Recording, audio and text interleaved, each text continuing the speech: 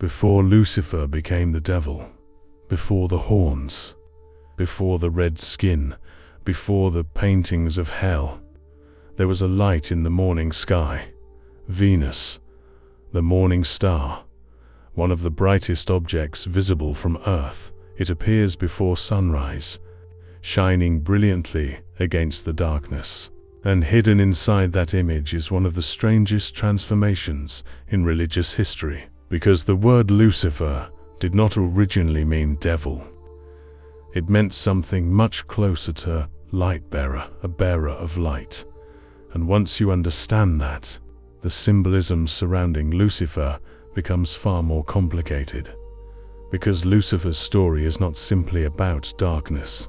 It is about light, knowledge, pride, rebellion, consciousness, power, and the dangerous question of what happens when a being seeks to rise beyond its appointed place. Follow the black rabbit, because we're going directly into the symbolism of Lucifer. What do Lucifer actually mean? The name itself contains the first mystery. Lucifer comes from Latin, lux, light, fair, to carry or bear. Lucifer, the light bearer. In the ancient Roman world, the word could refer poetically to the morning star, the planet Venus appearing before sunrise. Imagine standing outside thousands of years ago. There are no city lights, no electricity. The world is still dark. And near the horizon appears an incredibly bright point of light, Venus. It arrives before the sun. It announces the approaching dawn. Symbolically, this is extremely powerful. The morning star exists at a boundary between night and day, darkness and illumination, the unconscious and conscious, ignorance and knowledge. It appears to bring the light, but it is not the sun itself. And that distinction will become incredibly important. The passage that would eventually transform Lucifer into the fallen angel appears in Isaiah. It describes a shining figure, the son of dawn, falling from heaven. The figure desires to ascend, to raise his throne, to climb above the stars, to become like the Most High. And then he falls. But historically, there is something important that often gets left out of the Lucifer story. Isaiah is presenting a taunt against a powerful earthly ruler, the king of Babylon. The image of a brilliant celestial body, rising high and then falling, becomes a symbol of arrogant power being destroyed. Later, Christian interpreters connected this imagery with Satan's fall. And eventually, the Latin word used for the morning star Lucifer became treated as the personal name of Satan before his rebellion. But from an occult perspective, the older astronomical symbolism gives the story another dimension. Look at Venus. It rises brilliantly. It seems to challenge the darkness. But as the sun rises, Venus disappears. The lesser light cannot overpower the greater light. The morning star rises and then seemingly falls. That celestial drama became an almost perfect symbol for ambition, ascension, pride, and downfall. Within the traditional Lucifer interpretation of Isaiah lies one of the most important pieces of his symbolism. The figure declares his desire to ascend, to raise his throne, to sit among divine powers, to climb above the clouds, and ultimately, to become like the Most High. Occult symbolism often revolves around ascent. The human being begins below and attempts to rise, from ignorance toward knowledge, from unconsciousness toward consciousness, from weakness toward power, from the material toward the spiritual. But Lucifer represents the dangerous side of ascent, The question becomes, when does self-transformation become self-deification? There is a difference between discovering the divine and believing yourself superior to everything around you. That boundary is where the Lucifer myth becomes psychologically powerful. Lucifer can therefore symbolize both illumination and inflation of the ego. The same fire that illuminates the mind can convince the mind that it is the source of all light. This is where Lucifer begins to move beyond conventional Christian theology. In some later esoteric and occult interpretations, Lucifer becomes a symbol of intellectual illumination, individual will, rebellion against imposed authority, and the pursuit of hidden knowledge. Not every occult tradition understands Lucifer in the same way. Some distinguish Lucifer from Satan, others identify them. Some interpret Lucifer literally as a spiritual intelligence. Others treat Lucifer almost entirely as an archetype, but symbolically, one idea appears repeatedly: light entering darkness, and this is why Lucifer becomes connected with forbidden knowledge. Knowledge changes the person who receives it. Once something hidden becomes visible, you cannot return completely to ignorance. That makes illumination both liberating and dangerous. And this idea appears throughout occult philosophy. The initiate enters darkness. The initiate confronts fear. The initiate receives knowledge, and the initiate emerges transformed. In this interpretation, Lucifer becomes less the monster hiding inside the darkness, and more the torch carried into it. But every torch casts a shadow. Popular culture frequently merges Lucifer with another biblical figure, the serpent of Eden, but Genesis itself never names the serpent Lucifer. That association developed through later theological interpretation. Still, symbolically, the connection is fascinating, because what does the serpent offer humanity? Knowledge. The knowledge of good and evil. And what does Lucifer eventually symbolize in many esoteric traditions? Illumination, knowledge, awakening, rebellion. The parallel made the two figures easy to combine. The serpent whispers, "Open your eyes." Lucifer means bearer of light. Both symbols can therefore become associated with the dangerous awakening of consciousness. But again, occult symbolism has two sides. Knowledge can liberate. Knowledge can also destroy innocence. The awakened person gains understanding, but also responsibility. Once Adam and Eve eat from the tree, they cannot simply return to their previous state. Their eyes have been opened. This is one of the central themes of esoteric initiation. You cannot unknow what you have learnt. There is another figure whose mythology strongly resembles the later occult interpretation of Lucifer, Prometheus. In Greek mythology, Prometheus steals fire from the gods and gives it to humanity. Fire transforms civilization. It provides warmth, protection, technology, creation, but the gift comes through rebellion. Prometheus crosses the boundary between divine authority and humanity, and he suffers for it.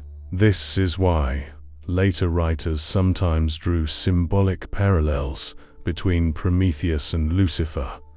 Both can represent the rebel. Both become associated with illumination. Both challenge divine hierarchy, and both suffer because of transgression. Fire itself becomes the perfect symbol.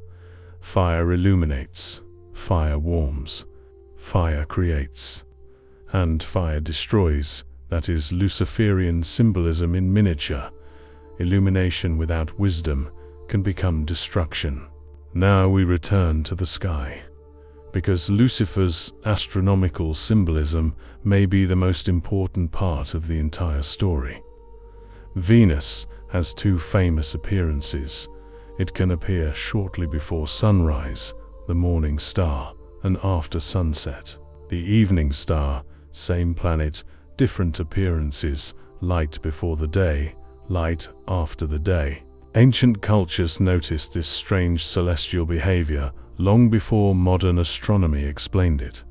Symbolically, Venus exists between opposites, morning and evening, light and darkness, appearance and disappearance, rise and fall.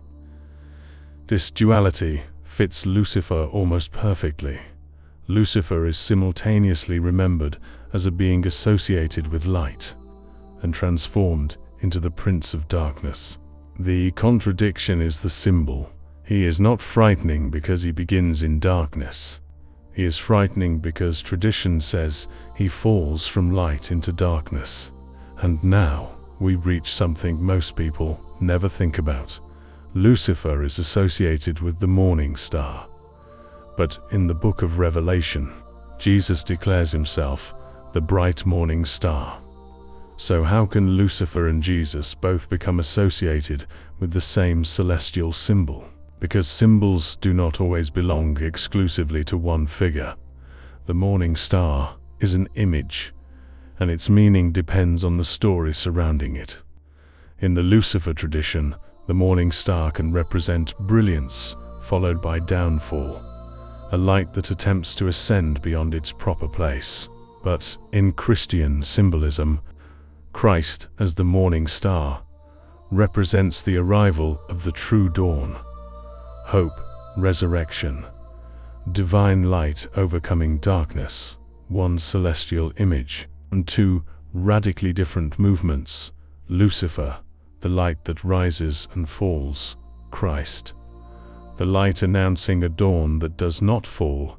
And from an esoteric perspective, the contrast becomes extraordinary. Think symbolically, both become connected with light.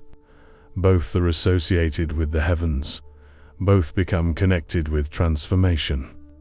But their symbolic directions are opposite. Lucifer's traditional movement is upward through self-exaltation, followed by descent. Christ's movement is downward through incarnation and humility, followed by ascension. Lucifer says symbolically, "I will ascend." Christ descends. Lucifer seeks the throne. Christ accepts suffering. Lucifer's myth becomes the exaltation of the self. Christ's becomes the surrender of the self. One attempts to become divine through elevation. The other reveals divinity through descent, from an occult and psychological perspective. These can be read almost like mirrored archetypes. One path says, raise yourself above everything. The other says, transform yourself by overcoming the ego. Both involve transformation, but they represent radically different relationships with power. Centuries after the biblical texts were written, another symbol became strongly associated with Lucifer, the sigil of Lucifer. This symbol does not come from Isaiah. It does not appear in the Bible. It belongs to later Western occult tradition. Today, it is commonly interpreted through themes such as independence, illumination, rebellion, individual will, and Luciferian philosophy. But we should be careful. There is no single ancient, universal interpretation explaining every line of the sigil. Many modern explanations are much newer than people realize. That does not make the symbol meaningless. Symbols evolve. Their power comes partly from the meanings generations continue placing upon them. And Lucifer himself may be one of the greatest examples of that process. A Latin word associated with the morning star became a fallen angel, became Satan, became the ruler of hell in popular imagination, and later became an occult symbol of illumination and rebellion. The symbol transformed because human beings transformed it. So we finally arrive at the question, is Lucifer actually Satan? The answer depends on which tradition you're asking. In later Christian tradition, Lucifer became widely identified with Satan before his fall. But historically, the word Lucifer itself began as a Latin term connected with the morning star. The original context of Isaiah concerns the downfall of an arrogant ruler. Centuries of interpretation eventually connected that passage with Satan's heavenly rebellion, and literature helped cement the image, especially works depicting Satan as the magnificent rebel cast from heaven. Eventually, the distinction disappeared in popular consciousness. Lucifer became Satan. Satan became the devil became ruler of hell, and all of those images were compressed into one character.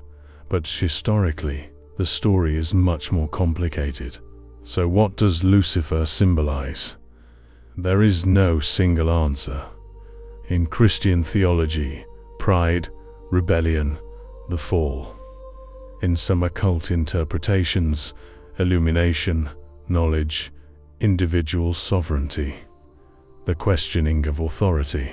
Psychologically, the shadow side of ambition, the desire to become greater, the refusal to remain ignorant, and astronomically, the morning star. Venus, the brilliant light appearing before sunrise. Perhaps that is why Lucifer remains such a powerful symbol, because Lucifer contains a contradiction human beings understand instinctively. We want knowledge, but knowledge can become arrogance. We want freedom, but freedom without responsibility can become destruction. We want power, but power can consume the person seeking it. We want illumination, but staring too deeply into our own light can blind us to our shadow. Lucifer represents that boundary between enlightenment and ego, between rebellion and liberation, between becoming conscious and becoming consumed by the belief that consciousness makes us supreme. Maybe the deepest mystery surrounding Lucifer isn't whether he has horns or wings or whether he sits somewhere beneath the earth. Maybe the deeper mystery is why humanity keeps returning to his story. The light bearer, the rebel, the fallen star, the symbol that somehow exists between illumination and darkness. And perhaps that is exactly why Lucifer still fascinates us. Because the story asks a question that is uncomfortable precisely because it is human. If you were given the light, what would you do with it? Would you use it to see? Would you use it to guide others? Or would you eventually begin believing that the light belonged to you? The morning star still rises, the sun still follows, and the ancient warning remains: not all darkness begins in darkness. Sometimes it begins with light. Follow the black rabbit, because some symbols were never meant to be understood from only one side.